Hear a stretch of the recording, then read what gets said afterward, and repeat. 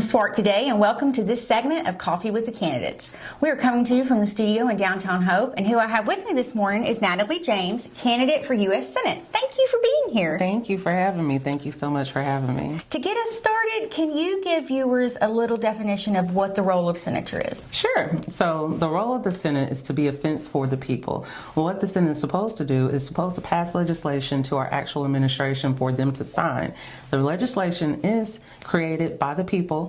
It's written by our House of Representatives, and then it's sent to the Senate. And after we vote on it, we send it to the President to sign, and that's how we have our wonderful legislation. Thank you, ma'am.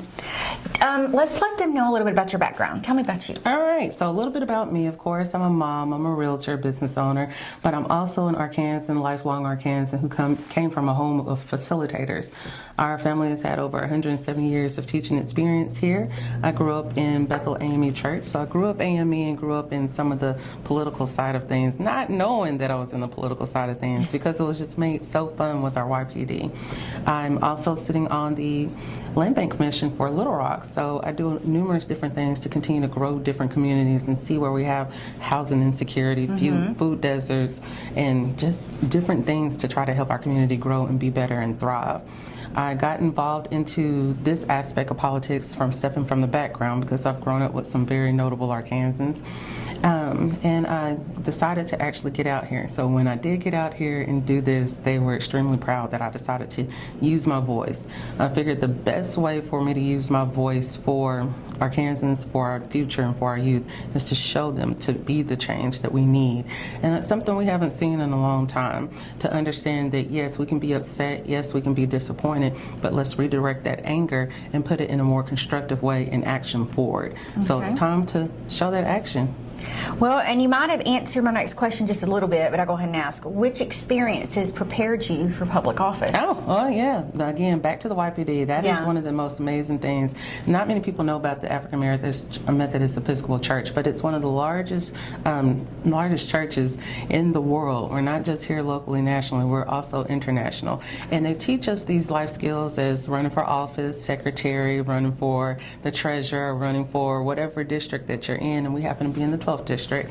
So we've done some quite amazing things, and we've had some quite amazing AMEs and YPDers come out and be products of the YPD, be products of the nation. So it's been extremely wonderful to be able to have that influence and that growth and that hope, and then being raised with majority of Arkansans that I had no idea who they were. I just knew that they were always around all the time, but they were heavily involved in politics and what all my family did. And now we're finally getting to the gist of it and actually going to put in some good statesmen and stateswomanship back into Arkansas. Okay. Well, what or who inspired you to run for this office? Well, who inspired me? Of course, Shirley Chisholm, because like her, I have a lot to say apparently. And the best way to say that is to say it so that it's helping people, something that we haven't seen. We need to see where our actual voice is being heard and where the actual action is taken from our voices being heard. Okay. And are there any particular issues you're most concerned about should you be elected? The most pressing issue is our voting rights, and then again living wages. But again, those aren't issues that should be pressing. Those are normal, constitutional, just basic rights that should already be a right. In other countries and around the world, those are already rights that we're sitting here still fighting for, and we shouldn't have to be. I was talking with somebody last night, and over how long have we been in the United States? We've been talking about living wages that long. Something's wrong, and it's time to get in there and fix it and have the right people that can address it, so that that's no longer a common topic. That shouldn't be an issue that we're having to go back to every year. Okay. And how do you plan to involve citizens in your decision making? Of course, listen to. That's the best way to do it, whether it's over a cup of coffee or whether it's just sitting at a restaurant or whether it's through a drive-through. I have no problem, being a realtor, I have no problem with talking with anybody and asking them, hey, are you registered to vote? Hey, how do you feel you're being listened to? How do you feel this is affecting you? That's what we're supposed to do, because it's our job to have that policy trickle up. Policy doesn't trickle down. The actual people make the policy, and the only way to know what the people want is to talk and listen to them. Yes. All right. Should you be elected, are there any particular areas that you think deserve the most attention when it comes to grants or funding?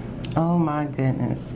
So with grants and funding, Arkansas, we're one of those wonderful states where we have a lot of child poverty, food insecurity, food deserts, as I mentioned, in different areas. Even just going around in some of the inner cities, you still have different food scarcity. We should have more programs to implement that and to actually teach our children and youth how to garden and how to be self-sustaining, which is something I feel is extremely important, being the agricultural state. All our children should know how to at least grow a lima bean or something. All right. Is there anything else you want voters to know before they head to the polls? Well, before you head to the polls, ask yourself this. Are you ready for action? Are you ready for grit? Are you ready for resilience? Are you ready for a candidate who's going to listen and who's going to fight for you unequivocally all the time, every single time? Are you ready to have a legislator, a senator who's going to vote in your best interest because inherently they're voting in their best interest? Are you ready to have a senator that lives here and that's going to listen to you and respond to you and your needs, your family's needs? I know I am, which is another reason why I decided to run. And I know our children are. We see how angry they are. We see how unresolved they are with the issues of feeling that they're not being heard. Well, I'm here to change that, and that's what I've been doing, and that's what I'm going to continue to do. So Arkansas has always been home, whether it's been in Newport, spending the summers up there with my family, or whether it's been in Marion, Arkansas, spending the summers with my family.